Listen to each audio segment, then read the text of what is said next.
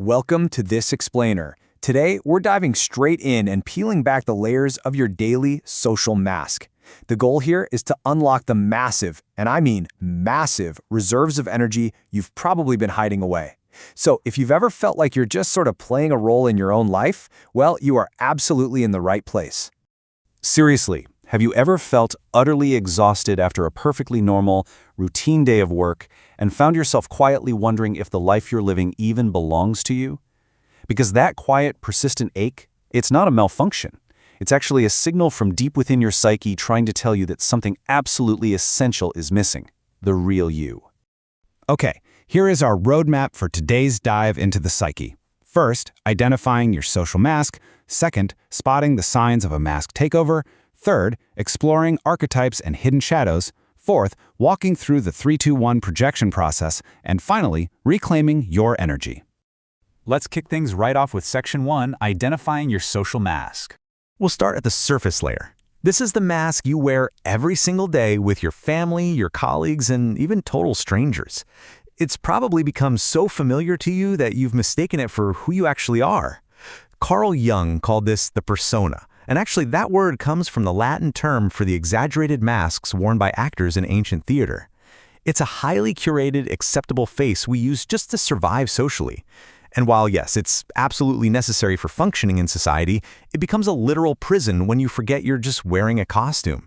You end up becoming both the prisoner and the guard.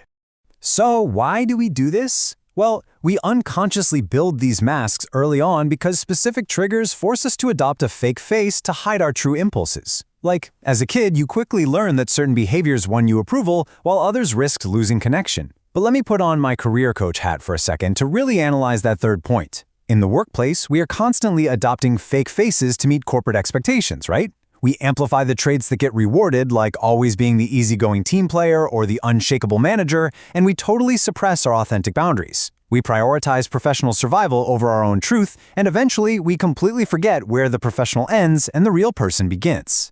Which leads us perfectly into Section 2, Signs of Mask Takeover. How do you know if you're totally over-identified with this constructed social mask? Well, if you experience this deep, chronic exhaustion that even 8 solid hours of sleep won't fix, that right there is the heavy toll of maintaining a 24/7 performance. Staying in my career coach persona for a moment, that creeping sense of fraudulence, that is exactly what we label as imposter syndrome at work. But here's the thing, it is not a confidence problem. It's your psyche recognizing that the person getting the praise and the promotions isn't really you. It's just the mask. This over-identification also flattens out your emotional life and totally cuts you off from your own internal intuition. All right, moving deeper, we have Section 3, Archetypes and Hidden Shadows. We really need to look beneath that mask to see the unconscious forces that are actually shaping your daily habits and your life choices. Beneath our personal experiences lie archetypes. These are universal psychological patterns. Think of the mother, the wise elder, the hero, or the trickster. They're these ancient, hardwired patterns from the collective unconscious that guide our personal behaviors and reactions, whether we consciously realize it or not. And this brilliantly illustrates Carl Jung's ultimate contrast. While the persona is that highly curated, conscious face we eagerly show the world, the shadow contains absolutely everything we exile down to the basement of our psyche. So if you were taught growing up that anger was bad, well, your anger now lives in the shadow.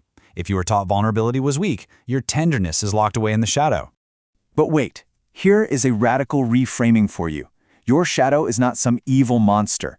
Jung actually stated that the shadow is about 90% pure gold. Because guess what? It holds your exiled creativity, your vulnerability, your unlived passion, and your greatest strengths. Basically all the amazing things that simply didn't fit into the narrow, rigid mask you were forced to build.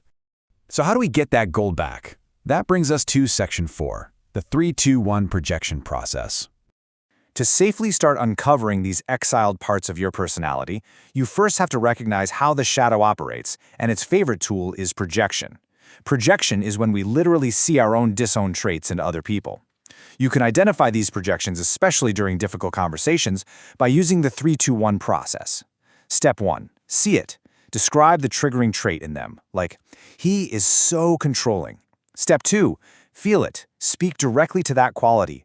You always need to be right. And finally, step 3. Be it. Own that trait yourself.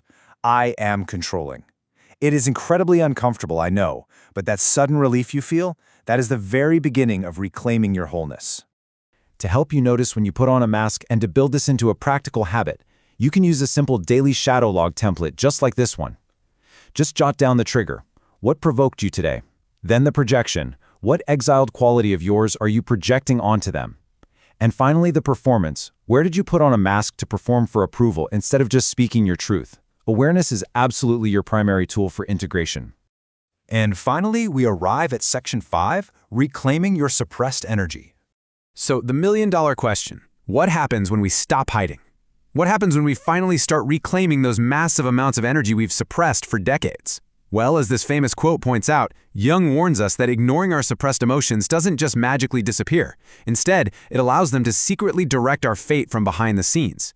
And that often leads to mysterious self-sabotage, repeating the same toxic relationship patterns, or waking up one day realizing you chose the wrong life path entirely. So, instead of ignoring those suppressed emotions, here is how you safely reclaim your energy. First, stop projecting onto others. Stop expecting the people around you to carry your disowned darkness or your light. Second, sit in the void of discomfort when your mask begins to slip. Don't rush to desperately rebuild a new fake persona. Just let it be uncomfortable. And third, consciously integrate the shadow by finally accepting the full, messy spectrum of your humanity. When you stop wasting all that energy maintaining a fake mask, the rewards are unbelievable. You get this unleashed creativity that was previously totally blocked off. You develop an authentic, grounded confidence simply because you're no longer terrified of being found out.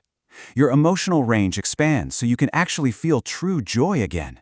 And miraculously, you'll likely experience restored physical vitality because your body is no longer bearing the exhausting heavy weight of a 24/7 performance. I'm going to leave you with this provocative thought. Now that you know the mask is just a performance, and that 90% of your golden potential is quite literally hiding in the shadows, are you ready to drop the act and start living your profound, authentic truth? Thank you so much for joining me for this explainer, and I truly hope this empowers you to finally meet the real you.